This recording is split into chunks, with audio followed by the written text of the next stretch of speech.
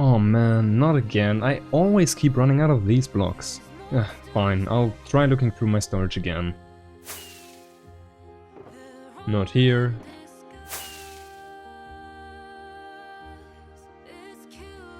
Not here either. Damn it. Okay, this is not acceptable. I think it's time to find a permanent solution.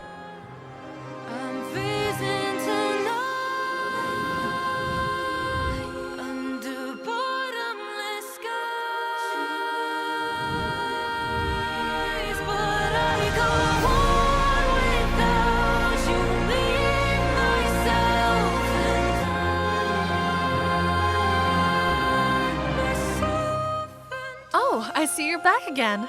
Wanna join me watching him? Yeah, that one. The little maniac. The one who somehow never runs out of projects, but always runs out of the most random materials. How do you even build with these things? At least it looks like he's finally going to do something about it. Alright, let's cover the basics to get everyone on board. This is an amethyst block. You can find a few dozen of them in geodes scattered all throughout the world. But I need a little more than a few dozen, so simply mining every geode I find will not be enough. I need a renewable way to obtain them, and luckily there is one. Inside each geode are a few blocks that grow these crystals.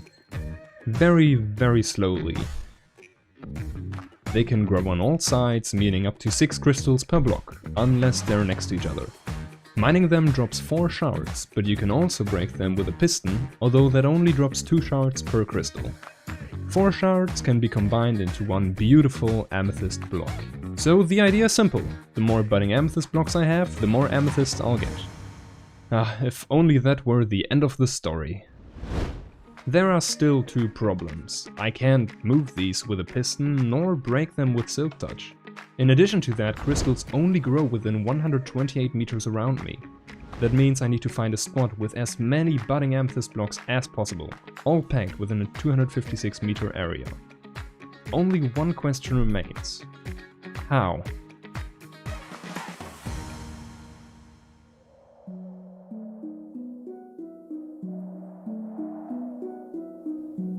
Out here, in the open land, far from home, there's nothing to guide him. Finding a suitable location isn't as simple as it sounds. Geodes are scattered everywhere, just non-close enough for a truly efficient farm. Our builder has a vision in mind, but the path to it will test patience, planning, and maybe even a little luck. He needs not just space, but the right space. A perfect balance between growth potential and budding amethyst blocks.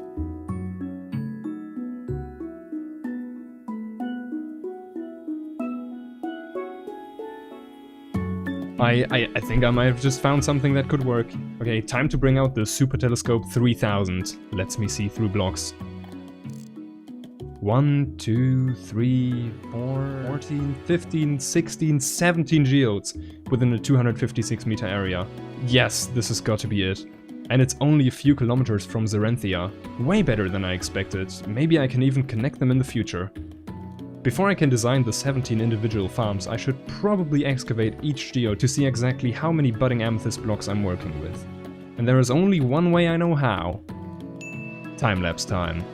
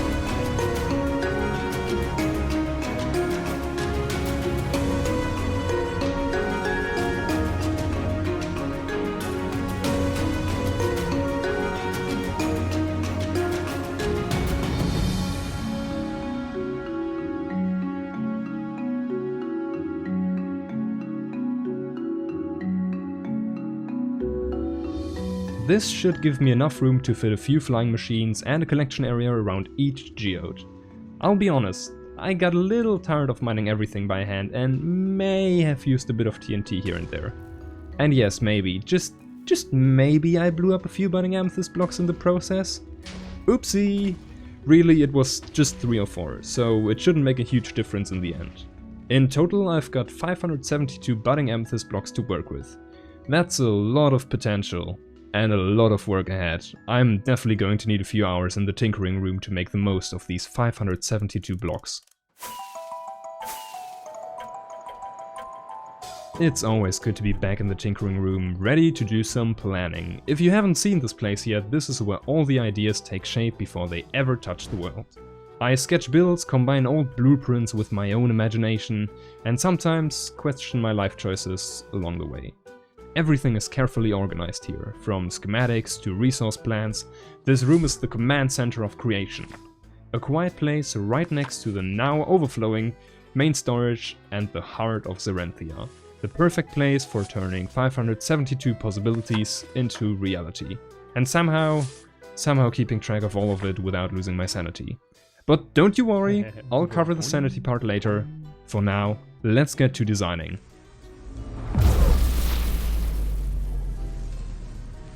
The first step in this rather repetitive journey is clearing out all the blocks surrounding the budding amethysts.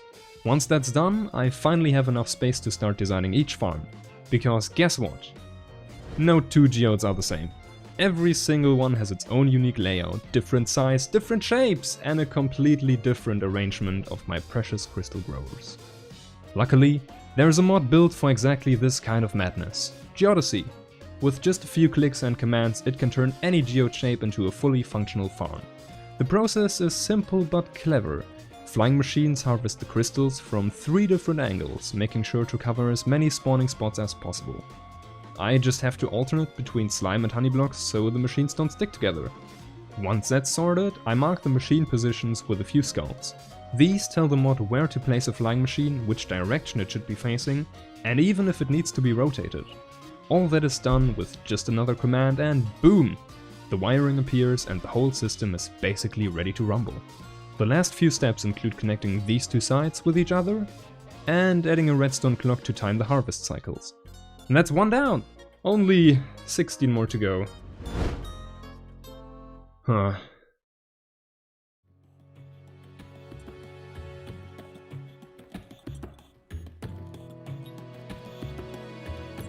This project began long ago, back when ambition still outweighed experience.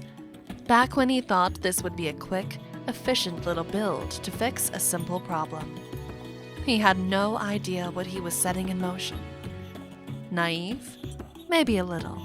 But that's how every great project begins. Not with certainty, but with curiosity and a spark of overconfidence. The kind that pushes you past reason, and sometimes into something extraordinary. All the farms are finally designed and running as intended. The layout looks a little odd right now, but that's fine. Everything will be hidden underground anyway. I've intentionally left out the central on-off switch and the collection for now. I'd rather build those directly in the actual world once everything's in place. For the moment, it's time to head back and start gathering the materials.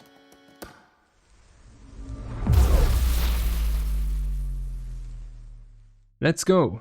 Moss block, slime block, honey block, white concrete, scaffolding, redstone dust, observer, sticky piston, obsidian, water bucket, note block, redstone lamp, iron trap, spruce sign, target, spruce bubble, repeater, comparator, hopper, redstone block, dropper, lever, and redstone torch. Perfect. Preparations are complete and I am so ready to build this farm. Pretty sure there's nothing left to do apart from...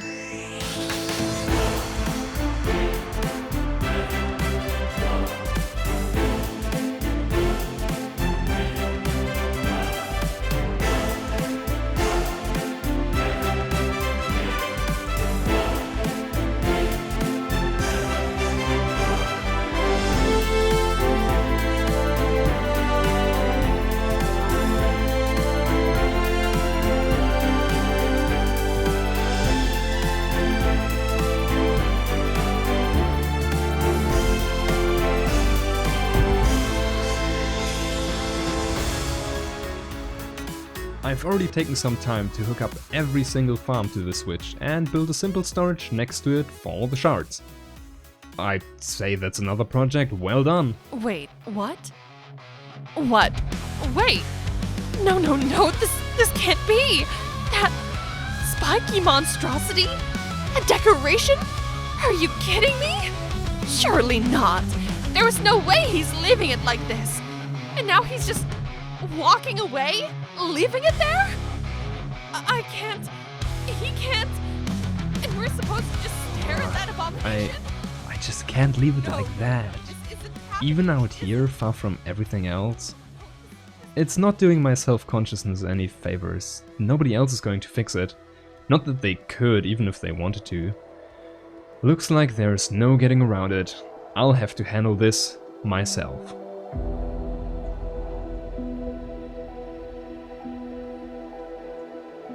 Okay, so here I am, staring at this flat, barren wasteland and thinking, what am I even supposed to do with this? I've got no real plan yet, just a big empty space and a vague hope it'll look good in the end. If I want a proper decoration, I need room to actually do something. Problem is, the farms themselves are completely underground and not exactly close to each other. A tiny cabin with a lever and a box loader is not going to cut it. The farm's already built, and it's just a matter of time until more budding amethyst blocks get blown up if I use TNT, not even to mention the farms themselves. That basically leaves me with the good old pickaxe. But do I really want to commit to digging all of this by hand? It's going to take weeks, and honestly, it's not exactly thrilling work. Still, if I don't do this, this farm will never reach its full potential.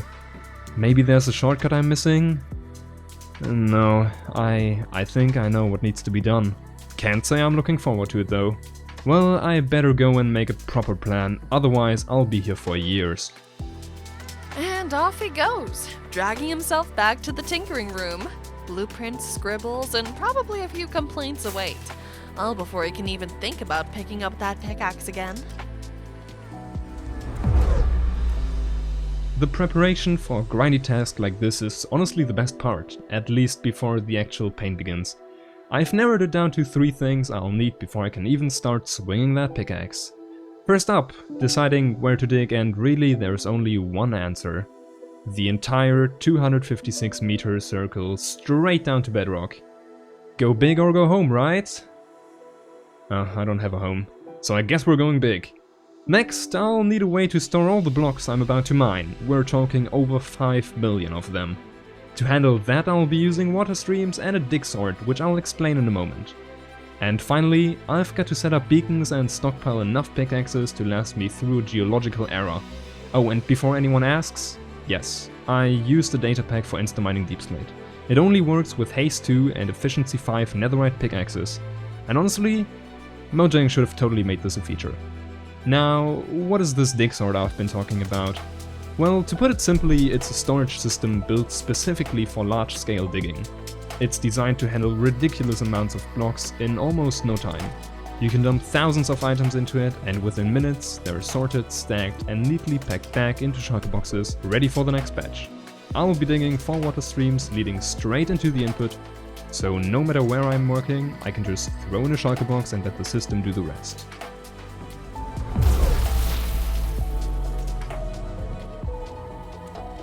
I should be stocked up on all required materials, so let's hop right into the build.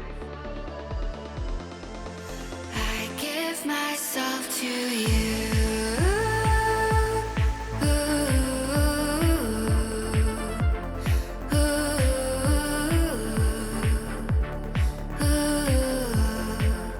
I give myself to you.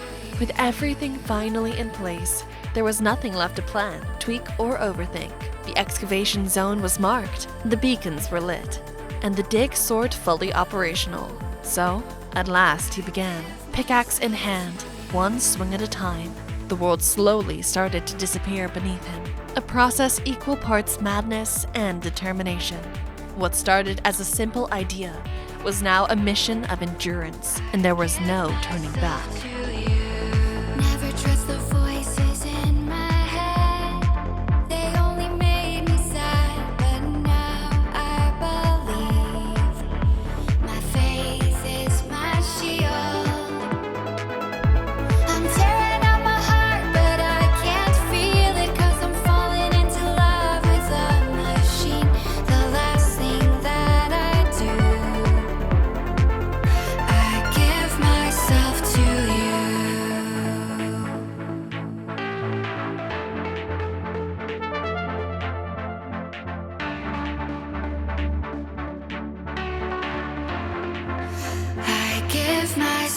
to you.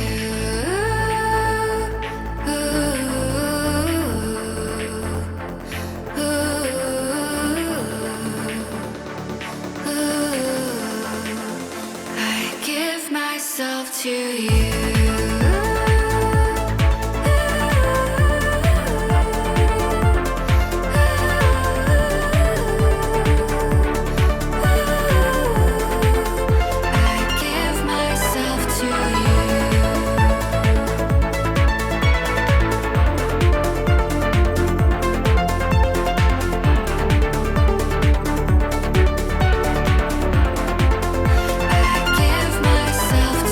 Oh my god, this has taken way too long. I am so happy these are the last few blocks.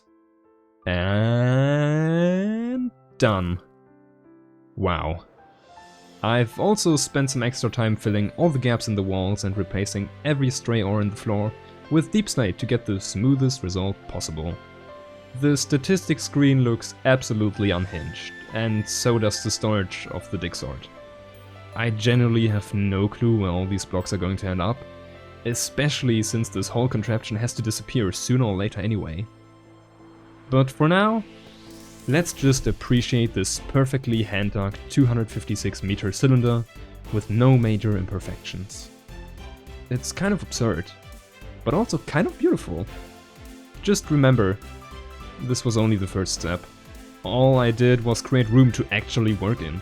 Next up, I need to head back to the tinkering room yet again and figure out how on earth I'm supposed to hide all these farms scattered randomly across the entire perimeter. One step at a time though. Let's head back to the very unfinished chrysolith. More on that soon.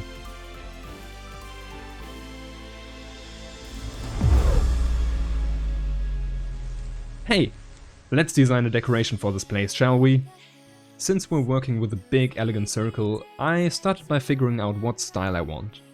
The world has all these ancient runes scattered around, and some of them include old drawings and blueprints.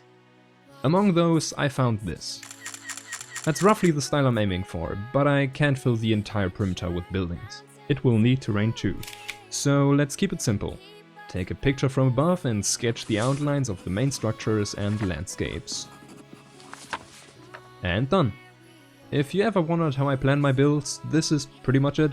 First, I boxed in every single farm, because those absolutely need to be hidden. Then I covered the outer walls in either terrain or buildings to create a strong contrast between stone and man-made structures. Another major element I added were these waterfalls and a river cutting straight through the area. They merge into a small lake in the center before splitting off into some caves marked in black. You might have also noticed that red X, that is the player's entrance, inside its own little cave. Everything else on the sketch marks large decorative elements, trees, big crystals, rock formations, you name it. That should be enough planning. Time to place some actual blocks. And so he began shaping the land, carving cliffs, smoothing slopes, and laying the first outlines of what would soon become something far bigger than a hiding spot for a few farms. The bare circle slowly started to feel alive. With the terrain shaped and the structure layout complete, the intricate process of detailing can begin. A build like this is tricky, every step depends on something else. To make it even possible to build later, I need to hollow out the whole thing, which massively reduces the number of blocks I'll need. But if I hollow it before texturing, all the brush angles get thrown off. Similarly, any changes to the terrain after it's been hollowed are an absolute nightmare. Think of it like turning wood into paper. Once it's thin, everything turns absolutely fragile. Gravity blocks and water are just as picky. Everything around them has to be perfectly in place so nothing leaks, spills or drops in the wrong spot. And the river area has to stay clean. No buildings, no plants, no giant crystals sneaking into the flow. But don't worry, this isn't my first mega build, and by now I've got a crystal clear game plan. So sit back, relax and enjoy the montage.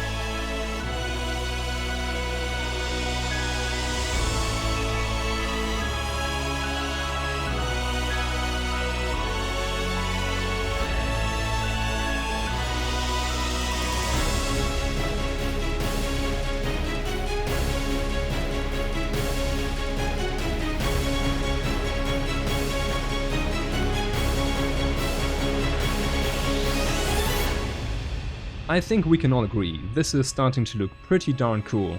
I'm especially proud of the flower coverage, it's unlike anything I've ever built. Thousands of pink petals, all 4 orientations, all petal counts. A detail I'm sure will come back to haunt me eventually. I'm basically finished, but there's still a few things I'd like to show you. First off, pipes. Lots and lots of pipes. I asked my Discord how many and well, let's just say they didn't hold back. And yes, I counted every single one.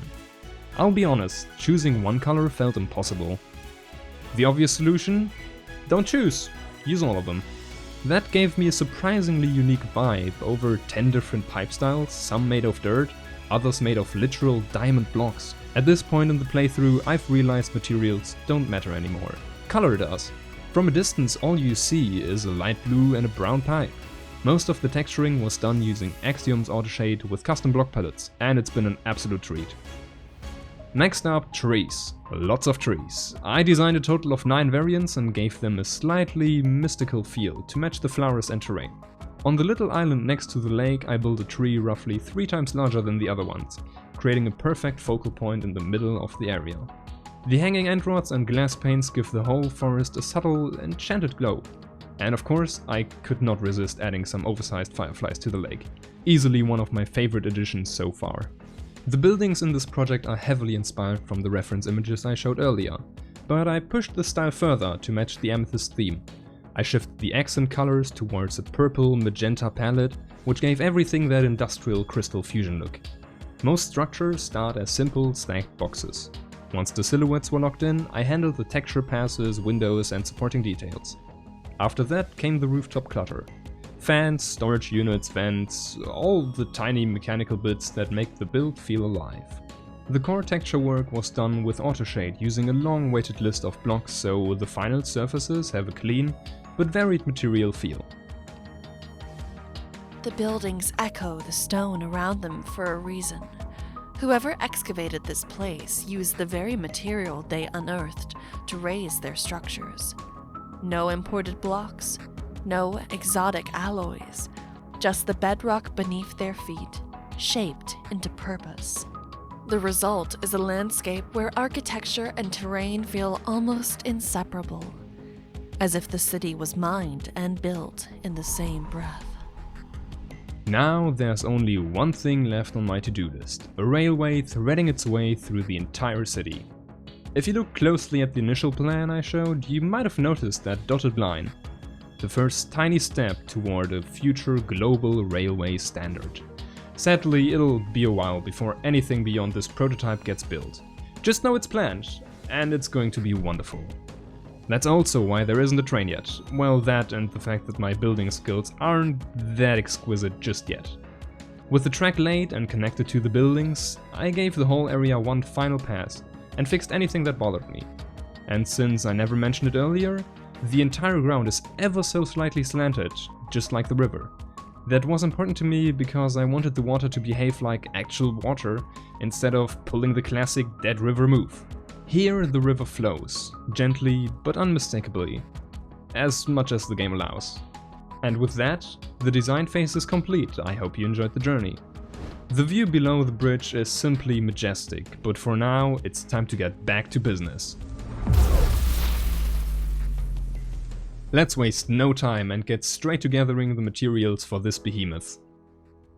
And so he began, chest after chest, row after row, pulling together every last block this project demanded.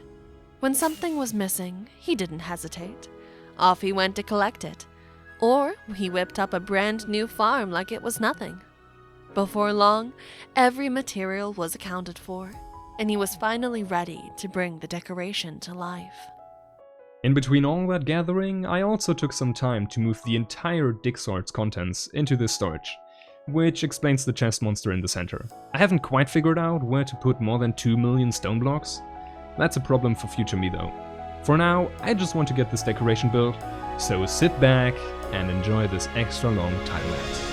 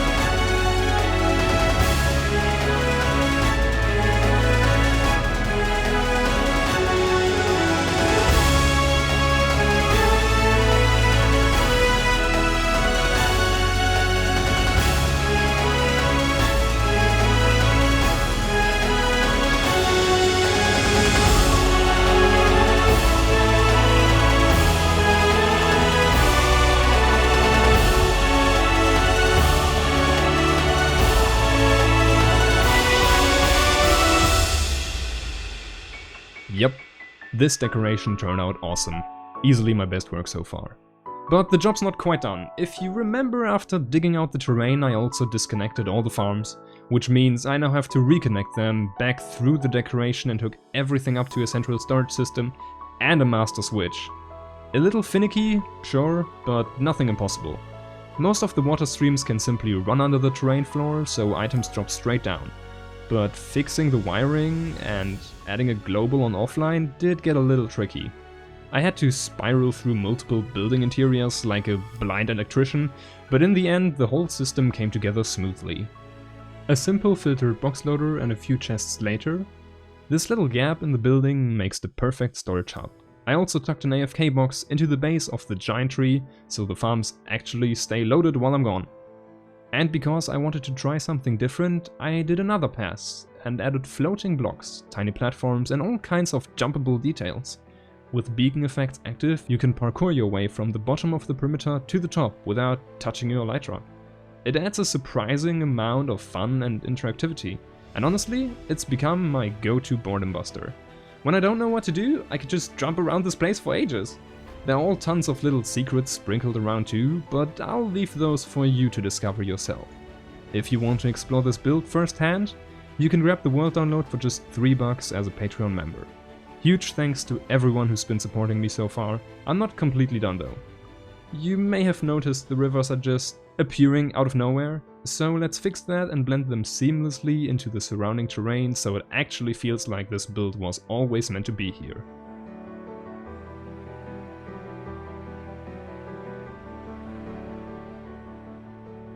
With this final connection in place, it was done. After digging through over 5 million blocks and pouring weeks into planning, the Amethyst farm had finally reached its full potential. All of that for a single block. And now I'm genuinely curious what he's going to use it for. What about you? Before I show you the final build in all its glory, I figured it'd be fun to take a look at the aftermath of digging a perimeter of this scale by hand. The usual suspects make up the bulk of it. About 2.5 million deep slate and roughly 2 million stone, currently forming a small geological crisis in my main storage. Then there is around 200,000 tuff and roughly 150,000 each of andesite, diorite, granite and sandstone thanks to the desert that once existed here. It's also worth mentioning that I displaced about 15,000 lava sources during the whole process. The real eye-catchers though are the ores. I mined around 22,000 coal ore, 15,000 copper and iron ore, and thousands of deep slate variants of redstone, iron, gold, copper and lapis. The roughly 3,000 diamond ore barely nudged my total by 10%, which says more about my diamond hoarding problem than anything else. Among the more unusual finds were 2 fossils, a mine shaft and, my personal favorite, 51 deep slate coal ore. Hidden in the area were also 61 cobwebs, 3 monster spawners, 6 chests and a single torch. Would I recommend digging a perimeter by hand? No. Did I enjoy it? Not really. Was it worth it? Definitely. If you're looking for future video releases, my mods, texture packs or scripts, should you join my Discord? Absolutely. And with all that out of the way, I hope you enjoyed this little adventure that I still consider to be a side project in my master plan. Now crank up the volume to properly enjoy the showcase and credits. Goodbye. This is the Amethyst farm, a place never meant to be a landmark, yet somehow it became one anyway. What started as a simple necessity turned into a growing cavern of color, a hidden city carved from millions of blocks. Rivers flow with intention, buildings rise from the very stone that once filled this pit, and petals drift through the air like echoes of an older world. Pipes thread through the streets, crystals shimmer overhead, and every corner carries a touch of quiet magic. Even a few fireflies found their place in the depth of this creation.